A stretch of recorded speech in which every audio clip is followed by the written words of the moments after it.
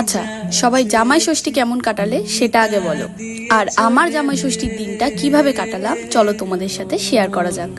তোমরা আমাকে যারা চেনো তারা তো অবশ্যই জানবে আমি অফিসিয়াল ম্যারিড, আর আমার মাও এইদিকে জোর কদমে সকাল থেকে একমাত্র জামাইয়ের জন্য রান্না বান্না শুরু করে দিয়েছে। এই তো আমার স্নানও কমপ্লিট, আর যার জন্য এত কিছু সেও এসে গেছে। আর এই তো মায়ের হাতে আজকের সব উপহার আমি তুলে দিলাম, দেখছো কত খুশি। চলো ঝটপট এবার তোমরাও দেখে নাও মা আজকে কি কি রান্না করেছে। জানো তো মায়ের এত খুশির আর একটাও কারণ হলো মায়ের একমাত্র জামাইয়ের সাথে সাথে আমার দাদুও এসেছে আজ আমার বাড়ি।